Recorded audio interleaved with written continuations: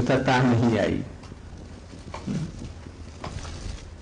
जब ये खुल जाएगा तो वो पत्ता उलट करके ऊपर में चिकना वाला आ जाता है, नीचे में रुखड़ चला जाता है। तो पहले अवस्था में संसारिक लोग यही चाहते हैं, यही भावना होती है, भगवान का भजन हम करेंगे तो हमारे दुख दूर हो जाएंगे। किंतु ये रुखड़ा भाग है, किंतु होता ये, क्योंकि भगवान से अभी इसका डायरेक्ट संबंध नहीं आ रहा है समझ में कुछ। क्लेशाग्नि रुखड़ा वाला हिस्सा हो गया। ये अभी भगवान की भक्ति करके भगवान को सुख देंगे तब तो हमको सुख होगा, अभी सुख से संबंध नहीं हुआ, अभी हमारा रुखड़ा है। और अब इसी से विचार, हम ये जो विचार करते हैं, लोगों में विचार करने की शक्ति आएगी जो हमारी भक्ति किस स्टैंडर्ड की है, हमको कहाँ तक ले जाना है भक्ति को, वो हम नहीं कहेंगे। ये लक्षण के द्वारा हम उसको निर्णय कर लेंगे हमारी भक्ति किस स्तर पर है। यही तो इस ग्रंथ की खूबी है जो बतला देगा हम किस स्तर पर चल रहे हैं, हमको किस स्तर तक ऊपर में पहुंचना है।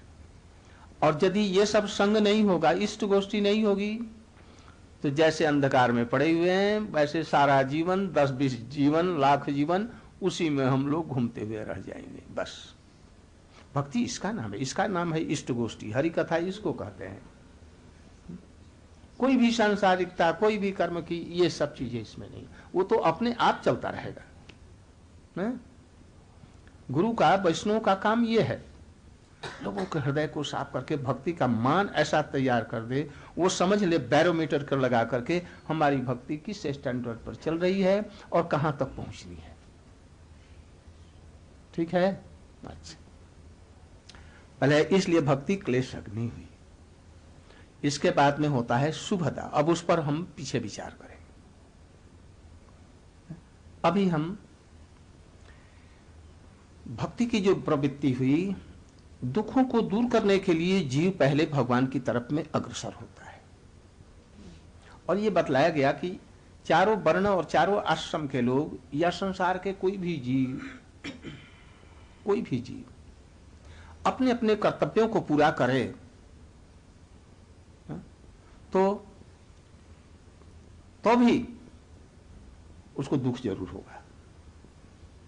ये कर्म है, इसका प्रतिफल जरूरी है, जरूर भोगना पड़ेगा, इसका जरूर दुख ही होगा। अच्छा, कर्तव्य क्या कहते हैं? हम तो कर्तव्य ही तो परमेश्वर है, कर्म ही परमेश्वर है। ये सब थ्योरी गलत है। कर्म ही पूजा है। यदि कर्म ही पूजा है और यही सब कुछ है, तो फिर जो लोग कर्म की अंतिम सीमा तक पहुंचते हैं उनकी क्या गति होती है? ख्रुश्चेव की क्या गति हुई? कैनेडी की क्या गति हुई? हमारे गांधी जी को ही क्यों मार डाला? किसने मार डाला? किस लिए? इसकी परिणति यही होगी। कर्म अपने आप में सब समय अशुद्ध है, यह सुख शांति नहीं दे सकता। इसलिए कहते हैं, हाँ, कौन सा विषय लिया था अभी? भूल जाता लिंक। अभी क्लेश नहीं चल रहा था, शुभदा को क्रॉस करके। अभी नहीं, वो अभी केवल कृष्णाग्नि के ऊपर। इसलिए हम अपने संसार का जितना कर्तव्य है मनुष्य के लिए सब कर्तव्य करें, किंतु भगवान को उसमें से निकाल दे केवल, और सब कर्म पूरा करें। माता पिता, भाई बंधु, देश, राष्ट्र, जितने प्रकार के गुण हैं, उपकारिता है और सब कुछ है, सब कुछ हो, तो उससे जीवन और मरण का जो चक्र चल रहा है ये स्थगित नहीं होगा, नहीं बंद होगा। इसलिए कहते हैं चारों वर्ण, आश्रम और संसार के लोग अपने अपने कर्तव्यों को पूरा यदि करते भी हैं तो भी नरक में जाना पड़ेगा। क्यों? अपने मूल कर्तव्य की उन्होंने अवहेलना की। जिसने बनाया, जिसके हम हैं, जिसने ये दिमाग दिया, शरीर दिया, सब कुछ दिया, विश्व की रचना की, हवा दिया, हवा किसी वैज्ञानिक की देन नहीं है, सूरज की रोशनी किसी वैज्ञानिक की देन नहीं है, ये बुद्धि किसी वैज्ञानिक की देन नहीं है, ये शरीर किसी वैज्ञानिक ने या किसी राष्ट्र ने या किसी ने नहीं बनाया।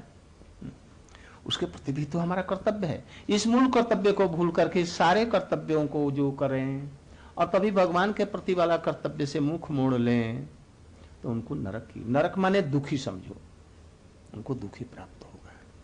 इसलिए केवल दुखों की निवृत्ति के लिए भगवान की तरफ में आए हैं। अभी आत्मा की आय ये विचार नहीं है ना?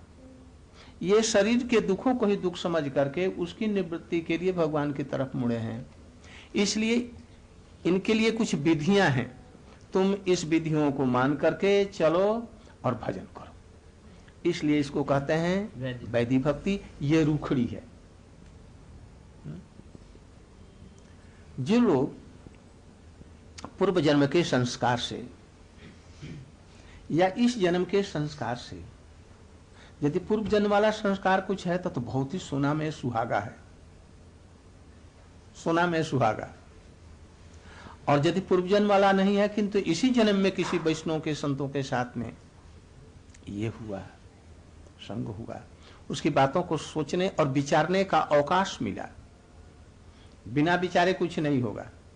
एक श्रद्धा नहीं है और कहीं पर सुन रहे हैं यहीं पर, और श्रद्धा नहीं हमारे प्रति, उस ये कथा में कुछ रुचि नहीं है, तो उसका क्या होगा?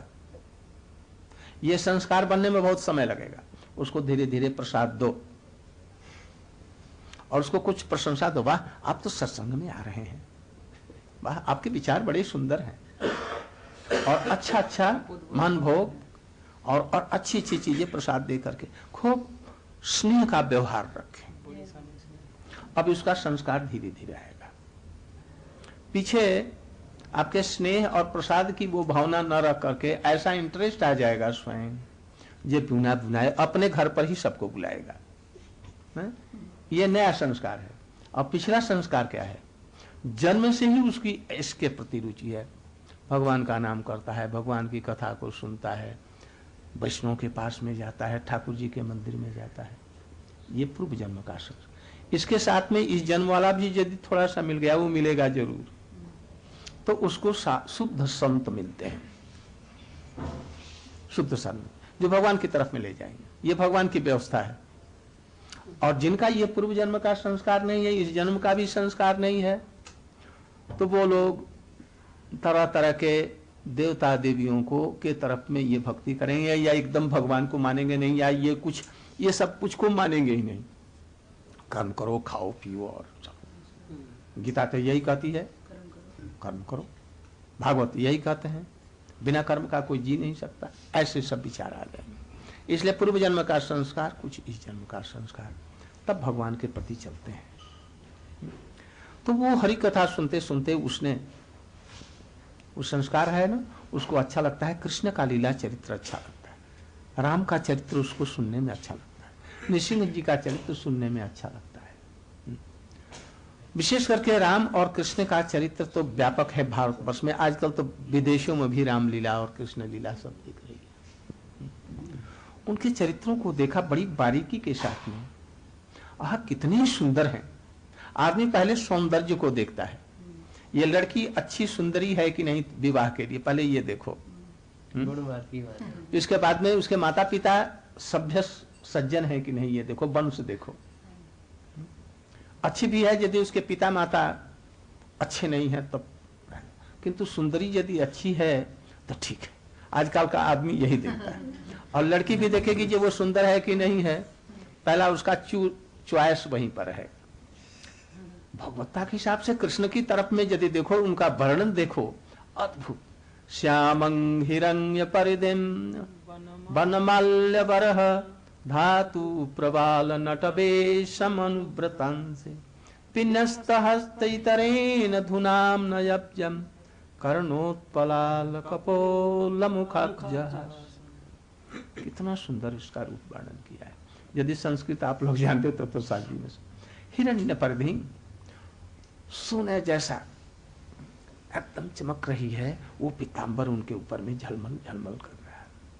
इतना सुंदर मुखारबिंद है, जब थोड़ा सा मुस्कुराते हैं तो यहाँ पर थोड़ा सा गड्ढा हो जाता है। एकदम शाम जैसी आभा जैसा, मालूम मणि से जैसे आभा निकलती है, ऐसा सुंदर लावण्य की धारा बहती रहती है। संसार का किसी भी सुंदर रूप को देख करके एक बार देखा बस और उनका रूप निहारते रह जाओ। इतना सुंदर रूप है। गुण की तरफ में जब दृष्टि जाएगी तो एक एक गुण अद्भुत अद्भुत गुण है। सबसे बड़ी तो यह कि बड़े कृपालु हैं। अपने भक्तों की इतनी सी छोटी सी भी कोई सेवा को लेकर के कृतार्थ हो जाते, कहते आज मैं सफल हो गया ऐसी सेवा, आज तक ऐसी कोई सेवा नहीं, कृतज्ञ हैं। और मैं ऐसा थोड़ी सी गलती हो जाएगी तो उसको निकाल देंगे सेवा से। कृष्ण कहते हैं कि अपिचेत सुदुराचारो भजते माम अनन्य भाग। हमारा भक्त यदि अनन्य है, दुराचारी है को बात, मैं उसको सुधार लूंगा, चुटकी में सुधार लूंगा। ऐसा कोई किसी भगवान ने नहीं कहा। कहेंगे दुराचारी होगा उसको निकाल दो, हमारे यहां आने मत दो। किंतु ये कृष्ण में ये सब चीजें, इस कृष्ण के रूप को सुन करके, उनके गुणों को सुन करके, और विशेष करके उनकी लीलाओं को सुन करके। क्या लीला? गए हैं नरकासुर के राज्य में, नरकासुर को मारा। वहां पर 16,000 अच्छे अच्छे राजाओं की कन्याएं और नई विवाहिता, उसको नरकासुर सबको पकड़ करके लेकर के कैद करके रखा था। जी हम उस दिन में इनसे हम शादी करेंगे, शादी करेंगे माने शादी नहीं, इनके साथ में रहेंगे, इस नियत से उसने बंद किया था। कृष्ण ने उसको मार करके उनको खोल दिया और कहा आप कहां जाना चाहती हैं, जहीं कहें आपको वैसी जगह में हम भेजवा देंगे। आप किसकी लड़की हैं, आप किसकी पत्नी हैं, किसकी बेटी हैं? उन्होंने कहा जब हम तो कहीं नहीं जाएंगे, न तो हमारे बाप रखेंगे, न बेटा रखेंगे, न भाई रखेंगे, न ससुर, न सास, न पति, कोई नहीं रखेगा। वो तो सोचते हैं नरकासुर के यहां गए हैं, भ्रष्ट हो गई, कोई नहीं रखे। अब तो जैसे भी आप ही के घर में आप ही की दासी बन करके रहे, झूठे बर्तन मजेंगी और झाड़ू देंगी, जो कुछ आप लोगों का झूठा मिल जाएगा वही रहेंगे। अब हमको कहीं बात भेजी। कृष्ण ने ठीक, अच्छा। गरुड़ पर उनको बैठाया, द्वारका भेज दिया, और पीछे से इंद्र के यहाँ से उनका मान मर्दन करके वो पारिजात भी लेते आए, और ले आकर के जब आए उनके लिए 16,000 महल बनवाए, और सबके साथ में विधिवत वेद की विधियों के सहित में समाज को साक्षी रख करके उनसे शादी की, और एक एक को रानी, एकदम पट रानी बनाया। ऐसा कौन हो सकता है? कैसे ये दया? ये तो दयालुता की प्रारंभिक मैंने बतलाई। अद्भुत गुण है, जो जैसे उनका भजन किया किसी को छोड़ा नहीं। कुब्जा केवल कामना के लिए व्यभिचारिणी जैसी, व्यभिचारिणी नहीं थी, किंतु कृष्ण के साथ तो शादी नहीं। रास्ते में कृष्ण मिले और कृष्ण ने उसके कुब्जापन को दूर कर दिया, उसके ठोड़ी में एक हाथ लगाया, पीछे एक हाथ, और ऐसे झटके से परम सुंदरी उसे बना दिया। सुंदर तो थी ही, केवल कुबड़ी थी 8 अंगों की, और उसने बीच सभा में बाजार में ही उनके कपड़े पकड़ लिए। आपको मैं कैसे छोड़ूं? काम माने बुरी बात, कामना भाई। कृष्णा ठहर जाओ, मैं जरा कंस को पहले मजा चखा करके तब फिर मैं पीछे आऊंगा। उसको ये नहीं कहा तो भग जाओ। हमको समाज कुछ रखेगा कि नहीं, हम तो नहीं रख सकते ना, किंतु कृष्ण को किसका भय है? ऐसा पतित और अधम व्यक्ति भी हो, कृष्ण उसे नहीं छोड़ सकते। इसलिए कृष्ण के समान और कोई दयालु और गुणी नहीं है। कृष्ण को जिस रूप में भजो,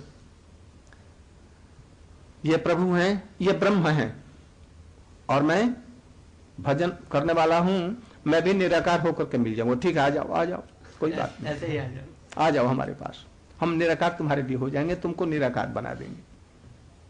प्रभु, मैं हनुमान जैसा आपकी सेवा करना चाहता हूं, आप प्रभु और मैं सेवक।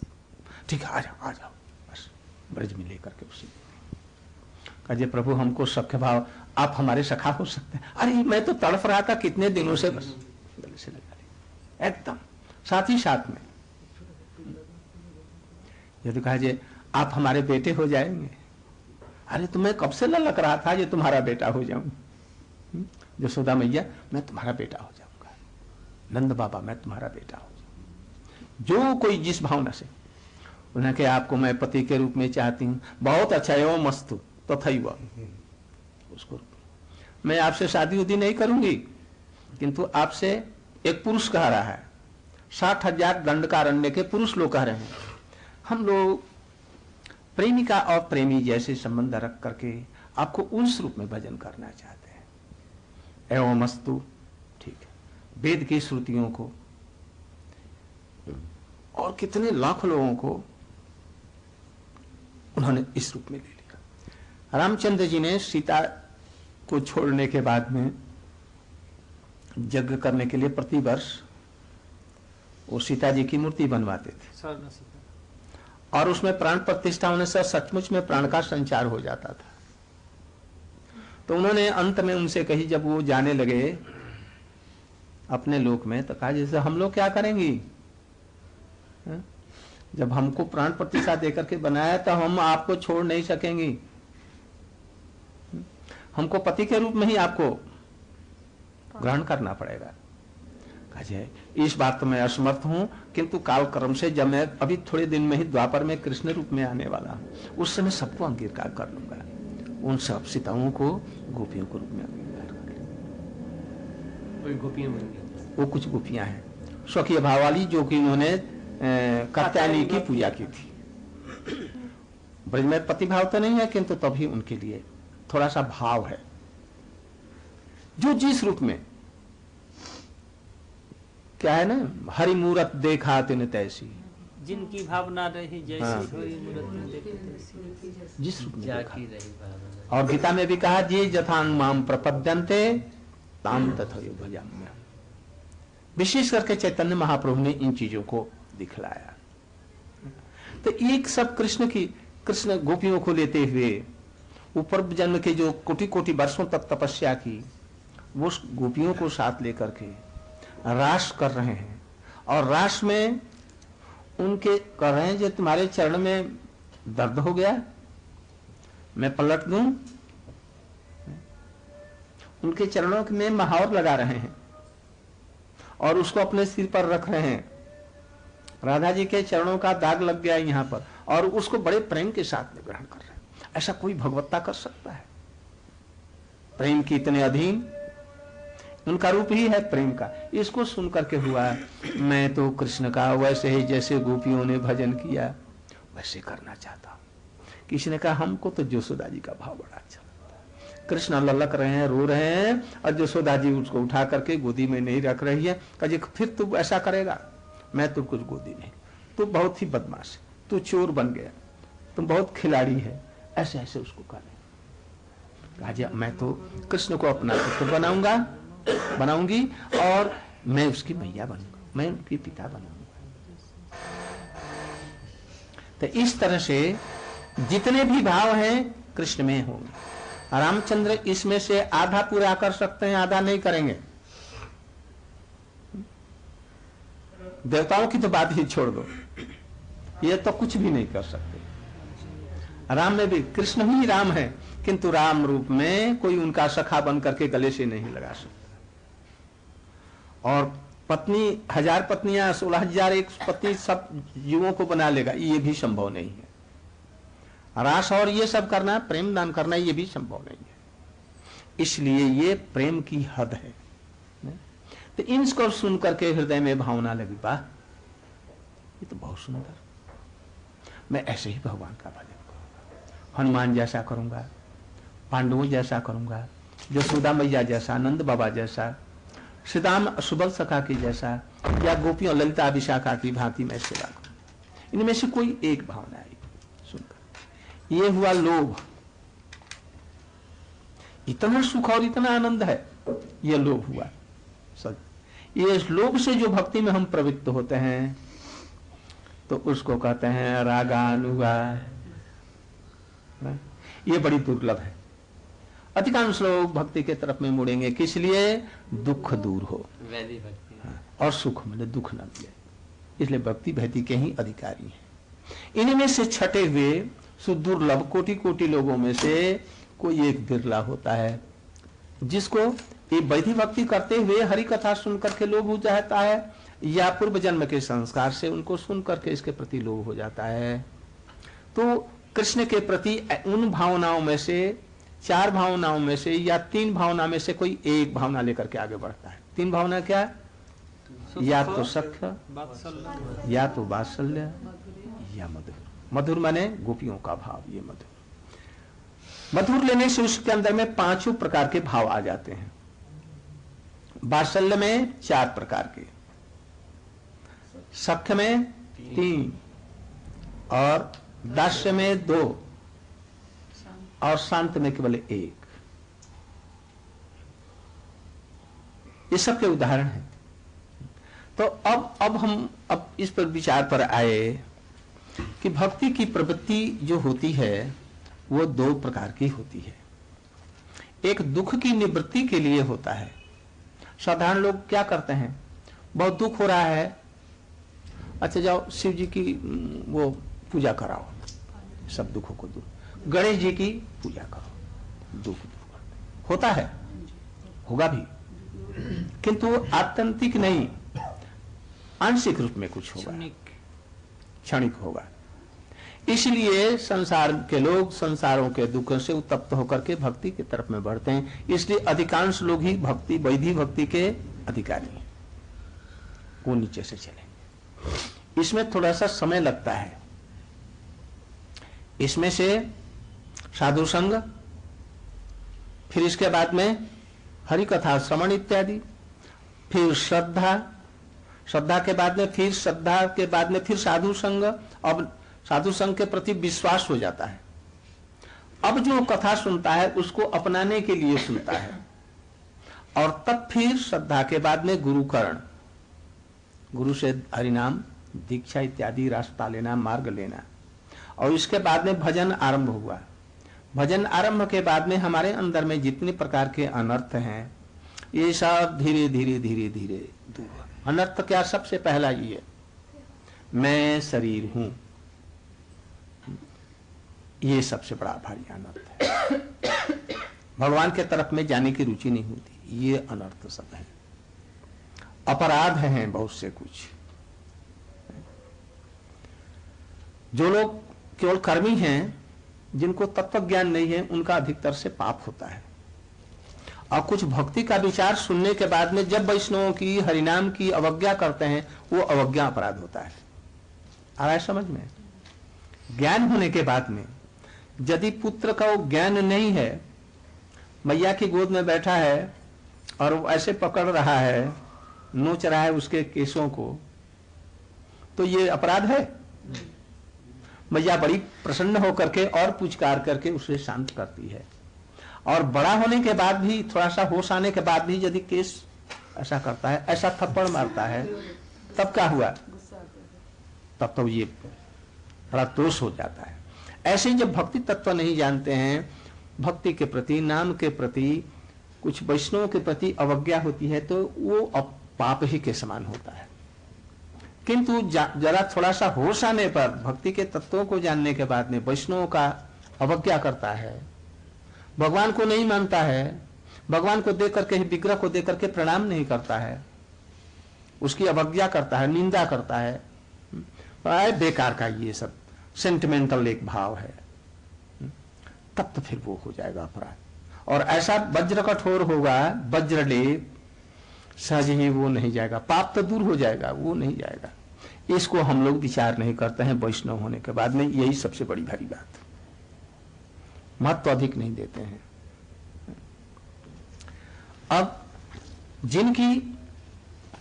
जिनको कर्मों को नाश करने की प्रवृत्ति होती है और फिर वो वैधि भक्ति करके के चलते हैं, तो उनको बतला पहले साधु संग, साधु संग में सुकृति, हरि कथा को सुनना, इसके बाद में कुछ श्रद्धा हुई, फिर साधु संग मिला, अब प्रेम के साथ में, श्रद्धा के साथ में, विश्वास के साथ में उनकी कथाओं को सुनते सुनते भजन में प्रवृत्त होते हैं, गुरुकरण इत्यादि होता है।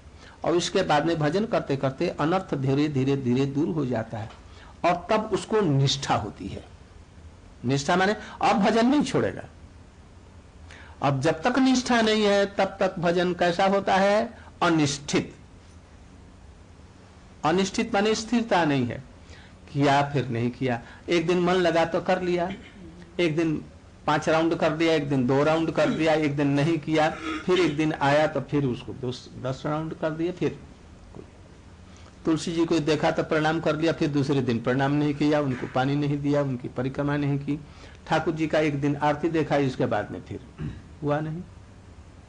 ये सब अनिश्चिता भक्ति है। अनिश्चिता माने निष्ठा भी नहीं है, रेगुलर रूप में अभी नहीं आया। ये अधिकांश लोगों की भक्ति इसी तरह की है, अभी निष्ठा नहीं, क्योंकि अनर्थ है, नींद अधिक है, आलस्य है, प्रमाद है, कुछ अज्ञानता भी है। ये सब क्यों होता है? अभी हमको कोई बुलाए, रात में ठीक 12 बजे आप आएंगे, जो ही घंटा 12 बज जाएगा, दूसरा दिन आरंभ हो जाएगा, सबसे पहले आपको 1 लाख रुपया या 10 लाख रुपया आपको देने। उसमें नींद आएगी, आलस्य आएगा कि नहीं आएगा? या कोई हमारी प्रिय चीज हो वो मिलना है, उसमें में आलस्य प्रमाद नहीं आएगा। जिसको हम समझते हैं कि ये बेकार का, कोई अधिक इसका इंपॉर्टेंस नहीं, इसके बिना भी चलेगा, उस विषय में निद्रा, आलस्य, प्रमाद ये सब होता है ना। गुरुत्व उस चीज पर नहीं दिया जाता है, इसलिए तो अभी तक अनिश्चिता भक्ति में ठीक से विश्वास के साथ में, दृढ़ता के साथ में, रेगुलराइज रूप में ये चीज नहीं होती। उसमें ये विश्वास भी नहीं होता कि ये कर रहे हैं ठीक है, ये होगा कि नहीं होगा, उसमें कुछ संदेह होता है। और जहां संदेह होता है वहीं पर गड़बड़ हो जाता है। संदेह नहीं रहना चाहिए इस विषय में। अच्छा, तो अब आप लोगों ने ये देखा, एक हुआ वैदिक भक्ति, दूसरी हुई रागानुगा। माने क्या? रागानुगा माने क्या? राग अनुगा, अनुगा माने अनुगमन करना। जिसके अंदर में कृष्ण के प्रति स्वाभाविक अनुराग है, उसका उस भाव को, राग को पाने के लिए अनुगमन कर रहे हैं। लगाइए लगाइए। नहीं लग रहा, सेल खत्म हो गया शायद। सेल तुम्हारे पास? हाँ, ले ले, कैसे ले लूंगा? जल्दी जल्दी लगाओ। सबके चल रहे हैं कोई। जिसके अंदर में अनुराग हो, राग, राग किसको कहते हैं? ज्यादा प्रेम इसके साथ। उसको समझो थोड़ा सा। एक सफेद कपड़ा है, एक लाल कॉलर है, पानी में लगा दिया है, और उसमें उसको डुबा दिया जाए तो क्या हो जाएगा? रंग जाएगा ना, अपना जैसा कर लेगा। सफेद पे लाल चलाएगा। ऐसे ही भगवान के प्रति जिनका अनुराग है, जिससे भगवान उसके वशीभूत रहते हैं, गोपियां, मैया जसोदा, सखा श्रीदाम इत्यादि, दास लोग हैं, हनुमान इत्यादि, इनका भगवान के प्रति स्वाभाविक अनुराग है। इन लोगों के भावों को अनुगमन, जैसा उनका भाव, उसको पाने के लिए जो हम साधन करते हैं, इसको कहते हैं रागानुगा।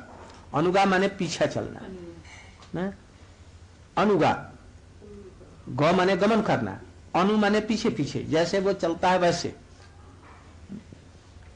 इसको जैसे गांधी जी उठे, एक भारत को स्वतंत्र कराने के लिए लाखों उसके अनुगामी बन गए, यह हुआ अनुगा।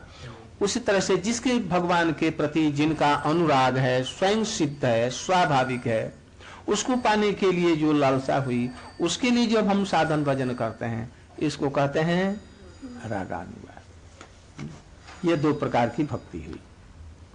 इसमें जो बतलाया गया है, ये बतलाया गया कि जो वैदिक भक्ति कर रहे हैं, उनकी भक्ति 3-4 स्टेज तक जो चल रही है। साधु संग, सुकृति, इसके बाद में फिर साधु संग, इसके बाद में श्रद्धा आई, विश्वास आया, और उस विश्वास के बाद में करते करते भजन जब करने लगे, गुरु हरिनाम दक्षिणा, ये सब के बाद में, दीक्षा के बाद में, तो धीरे धीरे अनर्थ दूर हो रहा है। इसके बाद में निष्ठा आएगी ना, और निष्ठा के बाद में तब रुचि आएगी। रुचि माने क्या? स्वाभाविक रूप से उसके प्रति अब एक टेंडेंसी आने लगी, रुचि। उसमें परिश्रम नहीं होगा, रुचि के साथ में ना, बच्चा अभी अन्न नहीं खाता है, अभी मैया का दूध पीता है, अब थोड़ा सा बड़ा हो गया, मैया पहले उसको खीर दूध में मिला हुआ, पहले खीर मोटा खीर दे देगी, इसके बाद में खीर के साथ में मिला हुआ चावल दे देगी, इसके बाद में धीरे धीरे उसको कम करते हुए चावल अधिक देने लगेगी या रोटी देने लगी टुकड़ा, इसके बाद में मीठा बना करके, इसके बाद धीरे धीरे धीरे ऐसे ही उसकी आदत लगी, ये दूध छूट गया और वो चलने लग गया, ये अब अन्न में उसकी रुचि होगी। ऐसे ही बदी भक्ति करते करते रुचि हुई, और ये यदि रागानुगा भक्ति है, एक बार में रुचि होगी, एकदम खुद जाएगी, इसकी ये परवाह नहीं करेगी। किसकी? क्योंकि पूर्व जन्म का कुछ संस्कार है, या इस जन्म का वो संस्कार तो जरूर है, पूर्व जन्म का भी, और वो हरि कथा सुनने से जो हुई, ऐसी उसकी रुचि के साथ में हरि नाम करने लगा, रुचि के साथ में भगवान की कथा सुनेगा, रुचि के अनुसार में ठाकुर जी का पूजा करेगा, रुचि के अनुसार में साधुओं संतों की सेवा करेगा, और उसको पहचाना जाए कौन साधु है कौन असाधु है। जो कोई आया दाढ़ी बढ़ा लिया, लंबे जट बढ़ा लिए और कहा जी मैं तो एकदम कुछ नहीं खाता, मैं नंगा रहता हूं, मैं महात्मा हूं, कोई त्रिशूल लेकर के, कोई कुछ करके नहीं। भगवान के प्रति जिसकी रुचि है, प्रीति है, भगवान के नाम में प्रीति, उसके अनुसार में वो निर्णय करता है जिस साधुत्व कहाँ है। तो ये जंप कर गया कहाँ? एकदम रुचि में। अनर्थ निवृत्ति को जंप कर गया। अनर्थ निवृत्ति जहां रुचि हुई तो हम इसका मतलब है जो उसका अनर्थ दूर हो गया। अब किसी चीज में अब रुचि नहीं है, अब इसमें तो रुचि हो गई ना, समझ रहे हैं ना। अनर्थ कुछ है, किंतु जो निष्ठा जो होती है उससे ऊपर में चला गया ये। अच्छा, निष्ठा को भी क्रॉस कर एकदम क्रॉस करके उसमें एकदम रुचि आ गई, इसलिए अनर्थों को बहुत कुछ हद तक दूर हो गए हैं। निष्ठा उत्पन्न होने के बाद में तब रुचि होती, यहां तक आ गई। अब यहां से वो आरंभ करेगा, तो अब उसको अब 2-3 स्टेप केवल है, आसक्ति, भाव और प्रेम, और इसको 10 स्टेज हैं। अच्छा, 10 स्टेज में प्रेम को पाने पर भी इसका रूखड़ा भाग वाला चला है ना, क्योंकि वो दुख निवृत्ति के लिए चाह रहा था, इस भाव को जल्दी मिटा नहीं सकेगा वो, इसलिए अनर्थ होकर के दूर होने के बाद में निष्ठा होकर के भी जो प्रेम होगा वो वैकुंठी प्रेम तक होगा, जहां पर कुछ मर्यादा है, कुछ जहां पर नियम है, उस प्रेम तक। वैकुंठ के प्रेम में नियम है, मर्यादाएं हैं। रामचंद्र तक भी मर्यादा में बंधे हुए हैं। किस चीज की मर्यादा में? नीति के मर्यादा में बंधे हुए हैं। मैं एक पत्नी के अतिरिक्त दूसरा नहीं ग्रहण कर सकता, चाहे हमारी भगवत्ता है चाहे जैसा हो। कोई एक आदमी दोष करता हुआ आएगा, मैं उसको ग्रहण नहीं कर सकता। अजामिल हो कोई भी हो, कृष्ण उसको ग्रहण कर लेंगे, लाख दोष। वो लोग मर्यादा में बंधे हुए हैं, वो लोग देखेंगे ये ठीक शुद्ध चरित्र का हुआ नहीं, जैसे हुआ कैसा है, ये सब विचार करेंगे। इसलिए उसका प्रेम बंधा हुआ होगा, जहां देखेगा ये यहाँ पर भगवत्ता है, ऐश्वर्य है, सर्वशक्तिमत्ता है, उसी को भगवान मान करके प्रणाम करेंगे। हनुमान जी वृंदावन में प्रवेश नहीं करते, क्यों? यदि देखा जाए उनका प्रभु गोपियों के पैर में पलोट रहा है और यशोदा जी कान पकड़ कर उठा बैठा रहे, उठो बैठो, ये देखो तो ये हमारे प्रभु का दुर्दशा करते, गदा उठा करके चलेंगे, क्रोध हो जाएगा। कहते हनुमान तुम उधर रहना, इधर में मत आना, पाचन शक्ति खराब हो जाएगी। तो इसलिए वो लोग में मर्यादा है। और कृष्ण ने क्या किया? प्रेम के द्वारा उस मर्यादा की दीवार को भी गिरा दिया। प्रेम की प्रधानता है और उन लोगों में मर्यादा की प्रधानता है, इसलिए बधी भक्ति के द्वारा वो मर्यादा तक पहुंचेगा। और ये जो लोभ से चलाने कृष्ण का नाम, रूप, गुण, लीला इत्यादि का लोभ, उनकी जो और लीलाएं हैं उनका लोभ देखा, यशोदा माँ जी का प्रेम देखा, तो यशोदा माँ जैसा मैया बन करके, गोपियों जैसा गोपी बन करके उस प्रेम में प्रवेश करने की चेष्टा करेगा। यदि कोई भक्त कृष्ण तक पहुंच भी गया, जैसे द्विज पत्नी थी ना, मथुरा की ब्राह्मणिया, बहुत लोगों से सुना जी कृष्ण बड़े सुंदर हैं, बड़े गुणी हैं, बड़े उदार हैं, सुनकर के उनके तरफ में आकृष्ट हो गई। पतियों ने उनको कृष्ण को भोजन नहीं दिया और ये भोजन की थाल लेकर के कृष्ण के पास में पहुंचे। उन्होंने ये कहा, अब हम आपको छोड़ करके कहीं नहीं जाएंगे, हम भी आपकी दासी हो जाएंगे। किंतु ये ब्राह्मणी है ना, इसलिए उनको उस जन्म में ग्रहण नहीं किया। अच्छा ठीक है, उनसे कुछ कहा नहीं, कहे आप लोग लौट जाइए, आपके पति लोग आपके चरणों में क्षमा मांगेंगे, और बड़े आदर के साथ में रखे। ऐसा ही हुआ, उनको ग्रहण नहीं किया गोपी के रूप में। कहा अच्छा तुम्हारी ऐसी भावना है तो दूसरे जन्म में ग्रहण करेंगे। तो यहां तक मर्यादा, ये सब मर्यादा में चल रहा है। और कृष्ण के प्रति एकांतिक रूप से जब आएगा तो मर्यादा को छोड़कर के प्रेम की अधिकता होकर के ब्रज प्रेम को पाएगा। इन तीनों में से कोई एक, सख्य, वात्सल्य और मधुर, ये है रागानुगा भक्ति का फल, वहां तक ले जाएगी। अब बतला रहे हैं कि किसी को भगवान की कथाओं को सुन करके लोभ हुआ, या सवेरा हो गया, अब तो आधी रात हुई नहीं, मुर्गा बुला लिया। ये इनके पास क्लॉक है ना, घर पे बजा देते हैं, जैसे ही 40 मिनट होते हैं ना। 40 हो गया है, 45, अच्छा 5 मिनट। अब फिर दूसरा दिन, एक दिन बोलने से हमारे लिए कुछ असुविधा है, फिर रात में कुछ गड़बड़ हो जाती। आप 35 पे बजा दिया करो ना, फिर महाराज जी 10 मिनट लेते तो है ही। तो ये काफी दिन लग जाएगा, मैं सोचता था ये बहुत जल्दी समाप्त करता है। तभी तो मैं कह रहा था मंगल बद्री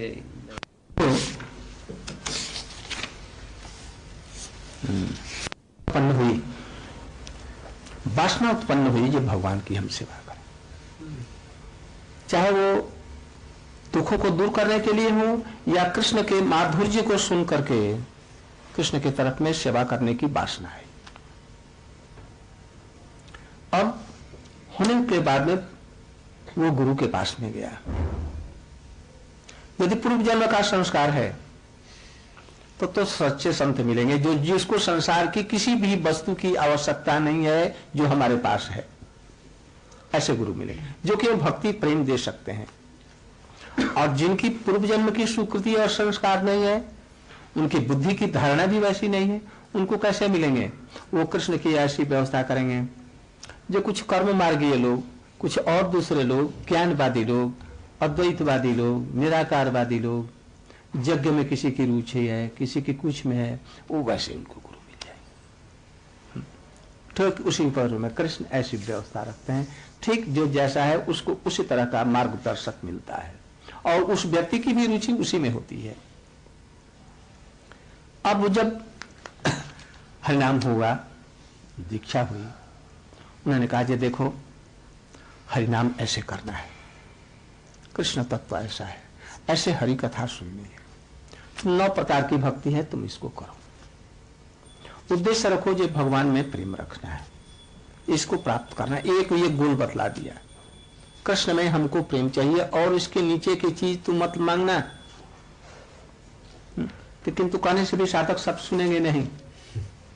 बाल गोपाल की पूजा कर रहे हैं और कहेंगे जी हे प्रभु हमारा दुख हरण कीजिए, ऐसा कहेंगे, करने के लिए बाध्य हैं।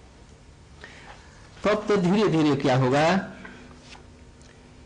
अभी निष्ठा तो उत्पन्न नहीं है, अभी क्लेश भी दूर नहीं हुए हैं, क्लेश भी चल रहा, बीच में क्लेश आते हैं, शोक होता है, दुख होता है, मोह होगा, इसको छोड़ करके वह कैसे करें? उस समय क्या करता है, पहले अपने घर का काम निपटा लो, तो जो समय बचेगा उसमें भगवान का भजन करो, नाम करो। अभी ये स्थिति होती है। तो ये जो इसके लिए बतला रहे हैं, आदौ श्रद्धा, पहली स्टेप है श्रद्धा का। श्रद्धा माने क्या? विश्वास, शास्त्र के वचनों में विश्वास, गुरु के वचनों में विश्वास, सच्चे संत जो हैं उनके चरणों में विश्वास। जो करेंगे ठीक है शास्त्र की बानी, किंतु हम लोगों को एक बात करना पड़ेगा, गुरु यदि अशास्त्रीय बात कहता है तो उसको नहीं मानो, वो गुरु नहीं। गुरु का और शास्त्र का एक विचार होगा। गुरु, शास्त्र और वैष्णव दोनों के विचार एक तान के होंगे। जो भागवत कहते हैं उसको यदि गुरु कह रहे हैं तो ठीक है, नहीं तो उसकी बात नहीं मानेंगे। यदि वैष्णव और भागवत एक बात कह रहे हैं और गुरु अकेला है तो गुरु की बात छोड़ करके शास्त्र और वैष्णव की बात मानेंगे, है ना। यदि शास्त्र जैसा कह रहे हैं और गुरु भी वही कह रहे हैं और वैष्णव कोई कुछ कह रहा है, हम इन दोनों को मानेंगे, मेजॉरिटी ले लेंगे। यदि गुरु कभी शास्त्र के विपरीत कोई उपदेश दे रहा हो, जो सचमुच में गुरु है, तो उसमें विचार करना पड़ेगा, उनसे पूछना पड़ेगा आप ऐसा क्यों कह रहे हैं, शास्त्र सामंजस्य क्या है, इसका सामंजस्य क्या है। ये नहीं ये जो कह दिया लकीर का फकीर होकर के उस बात को मान लिया है, ऐसा नहीं। भक्ति ऐसी नहीं है, इसमें विचार है। गुरु जी से प्रश्न करेंगे, परिप्रश्नेन सेवया, जिसमें एकदम तलवार के ऊपर में ही अल्लाह को मानता है कि नहीं मानता है, नहीं तो तलवार से काट देंगे, ये नहीं। सुबह जैसे आपने इंद्र की बात बताई थी, उसने आके पूछा। योग्यता धीरे धीरे विचार लेकर के चलते हैं इसमें। उसमें हम संदेह कर सकते हैं, तर्क भी कर सकते हैं क्यों ऐसा हुआ, पर इसको कहते हैं परिप्रश्न, किंतु सेवा श्रद्धा के साथ होनी चाहिए, तब तो आगे आदमी बढ़ेगा। और नहीं तो कह दिया बस जैसे सवेरे बतलाया था, ये ऐसा करो, बस करते रहो, बस करते रहो, बस उसी में रह जाएगा, आगे नहीं बढ़ सकेगा। इसलिए परिप्रश्न की जरूरत होगी। तो श्रद्धा हुई और श्रद्धा के साथ में कर रहे हैं, किंतु अभी निष्ठा नहीं हुई है। ऐसी भक्ति को 6 रूपों में बांट दिया। पहली क्या है, उत्साहमयी भक्ति। गुरु जी से हरिनाम लिया, गुरु जी, हाँ कल ही बस यही तक एक गुरु जी दीक्षा दे दिया, बस इस मंत्र को जप करना, ठीक है। अभी अनर्थ है, अभी संदेह भी है, अभी तरह तरह की बातें हैं, शरीर को ही अपना ये मान रखा है, क्लेश है, इसलिए हाँ। किंतु जब गुरु जी देता है तो कहते वाह बहुत सुंदर थी, तो सहज है, मैं क्लिंग ये नहीं कर सकता, मैं तो झट कर लूंगा, याद कर लूंगा, याद करके। और महामंत्र ये तो अपना समय निकाल लेंगे, इसको हम 16 बार तो जरूर करेंगे, ये कोई बड़ी बड़ी बात नहीं। पहले दिन किया था एकदम ठीक, दूसरे दिन सिर में दर्द हो गया, अब क्या करूं ऐसे सर्च और ऐसा करने लगता। तीसरे दिन समझने में कुछ कठिनाई हुई, तत्वों को, भगवत तत्व क्या है समझ नहीं सका।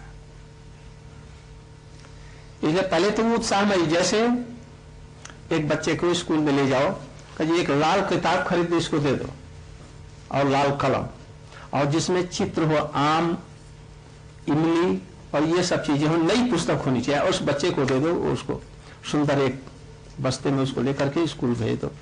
वो गया वहां और देख करके बहुत प्रसन्न हुआ। आज मैं माता जी से आकर, माता जी आज तो मैं खूब पढ़ा। क्या पढ़ा?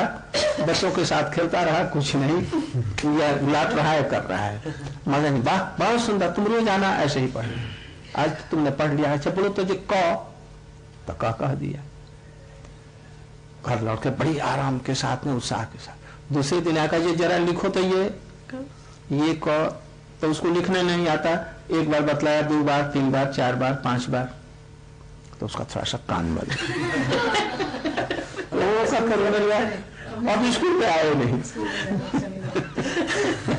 इसको कहते हैं घन तरला। गुरु जी जब जाए, घन तरला, पहले हुआ उत्साहमयी, पहले उत्साहमयी को समझो। गुरु जी ने कहा जी हरिनाम करो, इससे तुम्हारे सब कुछ पूरा हो जाएगा। बस उत्साह से हरे कृष्ण करने लगा। देखो प्याज रोज खाते हो तो कभी कभी ये छोड़ देना, चाय पीते हो तो चाय तो बहुत दिनों का अभ्यास है, इसको तो कैसे छोड़ूं? बेटा इसको छोड़ने की चेष्टा करो। ये तो बड़ा भारी मुश्किल हुआ। जहां छोड़ने के लिए कुछ कहा, संयम के लिए कहा तो वो भड़क गया, तो वहां पर घन तरला हो गया। इस तरह से धीरे धीरे धीरे वो बढ़ता है। अभी अभी अनिश्चितता में, अभी निश्चिता नहीं, जब निष्ठा हुई तो एकदम पक्का हो जाए। इसकी क्या क्या ये बातें हैं अब कल कहीं बतलाएंगे, आज इतना ही। ये तो हमारे लोग खूब उत्साह के साथ में चलेंगे, भक्ति तरल न होने पाए, नीचे नहीं उतर जाएंगे। जो हमने लिया है उसको करेंगे, चाहे जो कुछ भी हो जाए, हम सब कृष्ण के लिए करने के लिए ऐसा सोच करके भक्ति में प्रवेश करेंगे। और कुछ नहीं चाहेंगे, बस यही चाहेंगे कि हमको ये प्रेम चाहिए। कैसा प्रेम? एक अभी से स्थिर कर लेंगे, जिसको जैसा लोभ है। मैया का, यशोदा जी का, गोपियों का प्रेम, सखाओं का प्रेम, हनुमान जैसा शुद्ध दास्य का भाव, इनमें से कोई एक अभी सुनते सुनते सुनते ठीक कर लेना है और उसी को रख करके आगे लाइट स्तंभ के रूप में आगे बढ़ना है। इधर नहीं देखेंगे, कर्म की तरफ में, ज्ञान की तरफ में, वो स्वाभाविक रूप में चलता रहेगा। इनमें कुछ जाने वाला नहीं है। धन, पुत्र, परिवार, ये सब ठीक बने रहेंगे। बस मोड ऑफ थॉट जो है इसको थोड़ा सा चेंज, बस लीजिए। ऐसे हमारी जीवात्मा का कोई स्वरूप इसके अंदर में है, बनाना नहीं है कुछ। तुम जब जन्म लिया ना तो उसको, तुमको कुछ मैया पिता तुमको सांचे में ढाल करके दूसरे रूप में नहीं बना सकते। जैसा है तब तक अपने मृत्यु तक रहेगा। अवस्था के अनुसार में उसमें थोड़ा सा चेंज होगा। जीवात्मा का स्वरूप वो है, वो एक निश्चित है, वो है इसका। भजन करते करते करते करते करते अनर्थ दूर हो जाएगा, शरीर के प्रति मोह ममता दूर हो जाएगी। तो धीरे धीरे धीरे धीरे